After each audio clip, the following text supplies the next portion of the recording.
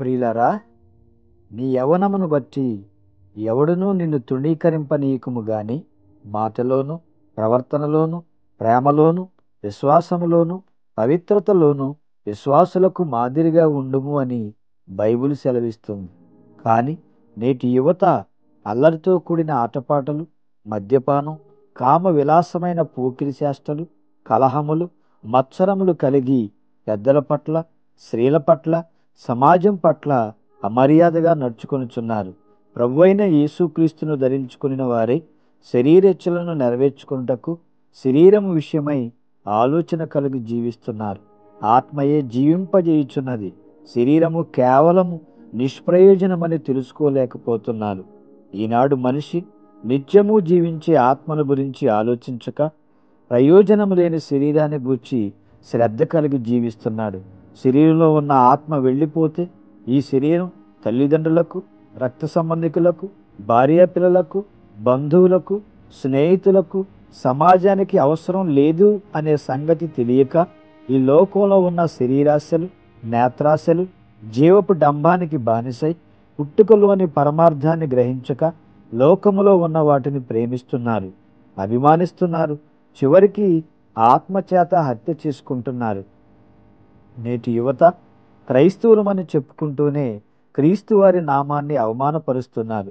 సినిమాలకు ఆకర్షితులై నా హీరో గొప్పవాడు అంటూ ఒకరినొకరు విమర్శించుకుంటూ కొట్టుకుంటున్నారు.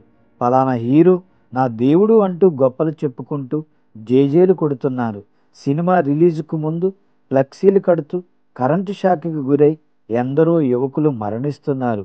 హీరోల పుట్టినరోజులను పండుగగా జరుపుకుంటున్నారు. కానీ జన్మనిచ్చిన తల్లిదండ్రులకు ఎప్పుడైనా పుట్టినరోజు జరిపారా? నా తల్లిదండ్రులే నాకు నిజమైన హీరో, హీరోయిన్ అని మర్చిపోయి వారిని పట్టించుకోకుండా తిరిగే యువత ఎంతమంది లేరు? సినిమాల ప్రభావం వలన రకరకాలైన హెయిర్ స్టైల్స్తో చిరిగిపోయిన బట్టలు ధరించుకొని ట్రెండ్ అని చెప్పి తిరిగేవారు ఎంతమంది లేరు? నీ తల్లిదండ్రులు నిన్ను కనీ పెంచి పోషిస్తుంటే వారి కష్టాన్ని గుర్తించక, వారికి సహాయపడక, వారిని కొడుతూ వృద్ధాశ్రమాల్లో విడిచిపెడుతున్న యువత ఎంతమంది లేరు? సినిమా హీరోలే కాకుండా క్రికెటర్స్ని ఫాలో అవుతూ ప్రతి మ్యాచ్కి బెట్టింగులు కాస్తూ ఇంట్లో ఉన్న వస్తువులను అమ్ముతూ ఉద్యోగం లేక ఏ పని చేయక కుటుంబానికి కావలసిన అవసరతలను తీర్చలేని యువత ఎంతమంది లేరు?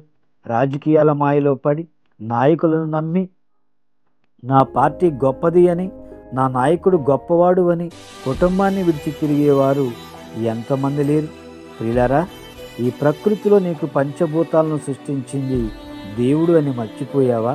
నీవు నమ్ముకున్న సినిమా హీరో కాదే, క్రికెటర్ కాదే, రాజకీయ నాయకుడు అంతకంటే కాదే, వీరంతా నిన్ను పరలోకానికి తీసుకువెళ్ళరు. నీకు రోగం వచ్చినా, ప్రమాదం జరిగినా నిన్ను వారెవరూ పట్టించుకోరు, నీ తల్లిదండ్రులు తప్ప. ఎందుకంటే వారికి నీవెవరవో తెలియదు. కానీ నిన్ను కన్న తండ్రి అయిన దేవునికి నీవు తెలుసు. ఆయనే నిన్ను రక్షించగలడు. నీవు ఈ లోక ఆశలను విడిచి పరలోకానికి వెళ్ళాలంటే ఏకైక మార్గం యేసుక్రీస్తు వారు. నువ్వు నమ్మిన వారు కాదు అనే సత్యాన్ని తెలుసుకో. అన్నీ తెలిసిన నీవు ఇంకా నీ జీవితాన్ని సరిచేసుకోవా? ఏ క్షణం ఏమి జరుగుతుందో తెలియదు. జాగ్రత్త, ఆలోచించి మేలుకొనండి.